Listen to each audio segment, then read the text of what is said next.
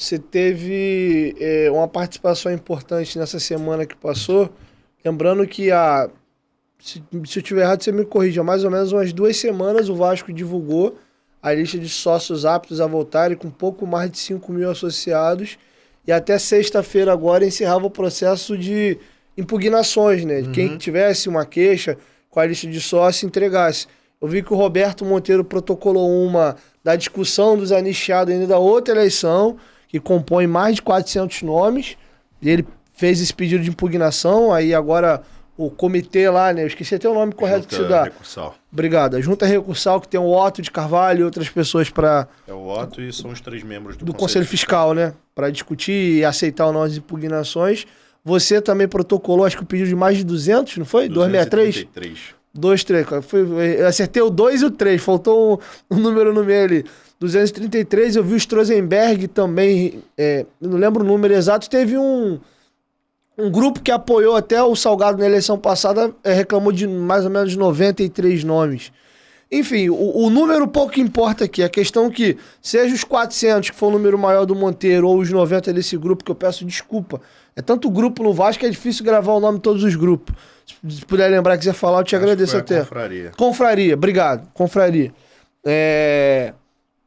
O número pouco importa. A minha preocupação como vascaíno você acha que esse processo de finalização de nome de sócio vai ser tranquilo? Vai dar confusão? E aí a pergunta do milhão, é uma pergunta desgraçada que eu espero que nunca mais o Vasco passe por isso, mas confesso que já tá me dando um pouquinho de medo e de nervoso por essas notícias dessa semana agora que passou, tem a possibilidade de a gente ver uma batalha judicial de novo numa eleição do Vasco? Bom, Diego, lamentavelmente sim. Lamentavelmente sim. As pessoas... acho que não é o teu caso, que não acompanha tanta política, mas as pessoas que me acompanham a política, que me conhecem, sabem que eu sempre prefiro que as demandas do Vasco se resolvam intramuros.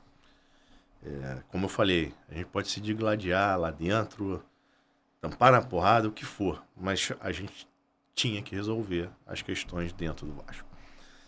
Mas a postura da atual gestão foi a pior possível, né?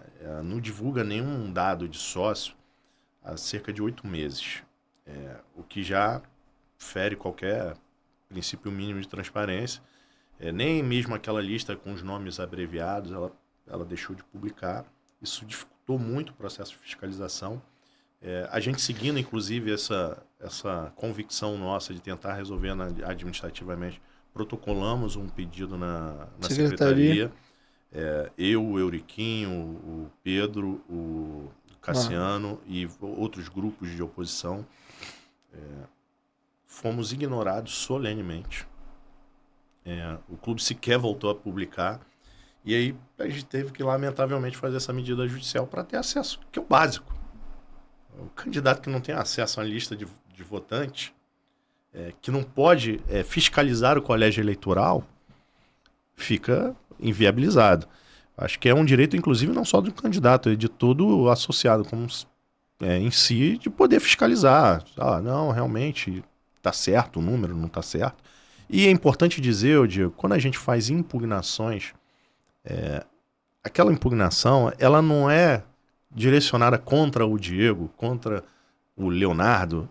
Não tem nada de pessoal nisso. Nada, pelo contrário. É que, vendo aquela listagem, aquelas pessoas aparentemente não têm condições de estar. E aí tem que se observar num processo democrático as regras do jogo. Porque senão a gestão que tem a máquina na mão, a manipulação da base de dados, manipulação que eu digo não no sentido ruim, mas de manobrar mesmo, de fazer inserção de dados, ela pode fazer vista grossa e te pedir, por exemplo, exigir a mim, Leonardo, sabedor que sou oposição, que estou há 2 anos inadimplente, vamos dizer, ter que regularizar tudo. A você que é um cara próximo, um amigo, não, volta pagado só daqui para frente, você está regular. E aí isso tudo interfere no colégio eleitoral e, assim, volto a dizer, ninguém sabe quem essas pessoas vão votar, ninguém conhece quem são essas pessoas, em sua maioria. Agora, o que se está buscando é o cumprimento do estatuto. E te adianto, porque acho que vai ter problema. Primeiro, pela postura da diretoria, que eu narrei aqui, da presidência da Assembleia Geral do seu Otto Carvalho. Segundo, porque essa base de dados que foi apreendida com muita dificuldade, a gente ficou dois dias no Vasco, tentando pegar algo que deveria ser simples, deveria estar pronto, mas sentimos ali manobras tecnológicas para não fornecer o que tinha que ser fornecido.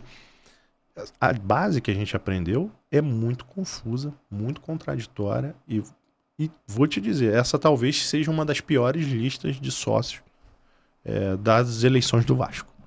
Se em oportunidades outras a gente já teve debates calorosos... De novo voltou pessoas falecidas na lista. Desses 233... 90 mais ou menos. 96 mortos. É um número muito grande.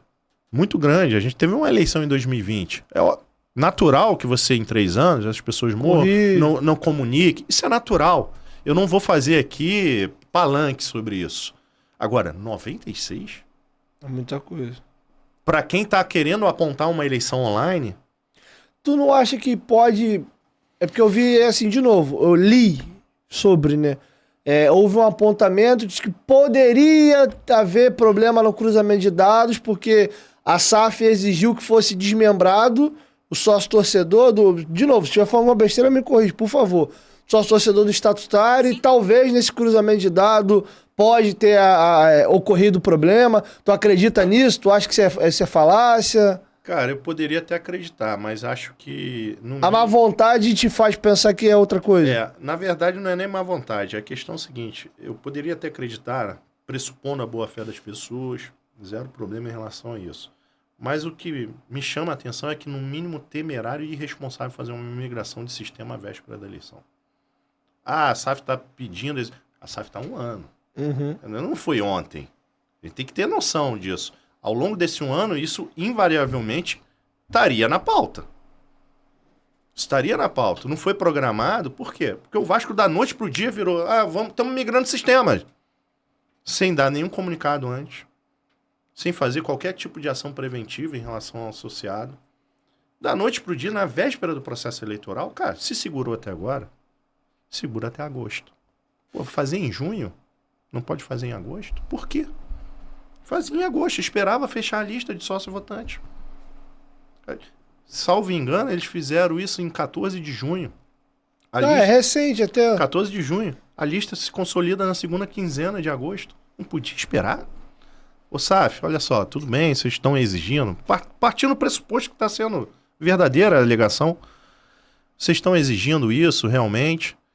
Mas a gente tem um processo eleitoral, cara. E toda a migração de sistema corre-se o risco de ter problema. Então, cara, vamos fazer isso 1º de setembro. Acabou. Faria agora. Hoje, segunda-feira, 4 de setembro, faria a migração. Teria resolvido esse problema. Então, me parece também ter havido, talvez, uma conveniência. Aí você dá todo... Volta na história do contrato da SAF. Aí tu dá a margem pra... Principalmente num clube que tem histórico de confusões de lista, dessa situação. E com uma lista agora que você vê, porra, N coisas de tirar o cabelo. E assim, e volto a dizer, a postura do senhor Otto Carvalho foi a pior possível. Do Vasco dele. Não entregou, não sanou o problema na via administrativa, como a gente oportunizou. Em 13 de julho, foram intimados de uma decisão da Justiça. Disseram que não se oporiam. Deixaram correr o prazo, não entregaram. Pediram mais prazo. Foi concedido mais prazo, mais 5 dias. Não entregaram e aí entraram com recurso. Perderam o recurso e não entregaram. A gente teve que ir para uma diligência que expõe o nome do Vasco. Lamentavelmente. Que isso sai na imprensa. Embora a gente tenha pedido segredo de justiça... eu fui saber por imprensa mesmo. A gente pediu segredo de justiça justamente para preservar o Vasco e preservar a intimidade dos sócios, que vai ter uma lista lá exposta, numa questão judicial é sempre muito chato, né? Mas isso invariavelmente acaba vazando. E a gente vai para uma diligência, 2 dias, cara, para conseguir um arquivo de banco de dados. Não faz sentido. Não faz sentido. E com o presidente da Assembleia Geral rondando a diligência a todo momento de forma muito apreensiva, muito preocupada. E a gente sai da diligência, acabou de fazer a busca e apreensão, na sexta-feira à noite, por volta de 8h20, por aí, 8h15. A gente sai do Vasco, ele publica o edital convocando a junta deliberativa. A gente saiu do Vasco, ele publicou. Para quê? Para não dar tempo hábil a uma auditoria. Ficar o prazo curto. Exatamente, porque o Vasco nos forneceu uma base de dados muito grande, com milhares e milhares, acho que Mais até de 5 mil pessoas. milhões de linhas de Excel tá. para você confrontar. Log de pagamento, tudo isso. Isso leva tempo. E aí fica a sensação, porque ele ficou rondando o tempo todo lá na secretaria e de forma muito apreensiva, fica a sensação que a intenção foi tirar de nós candidatos o tempo hábil dessa fiscalização. Então todo o contexto é um contexto insultuoso, é um contexto ruim, obscuro. E a minha sensibilidade me leva a crer que a gente vai ter uma eleição, mais uma vez, judicializada. Esse é um dos motivos do Vascaíno querer a SAF e não aguentar mais, desculpa o termo, a putaria. Porque ninguém aguenta mais. Eu sou extremamente favorável à SAF por isso.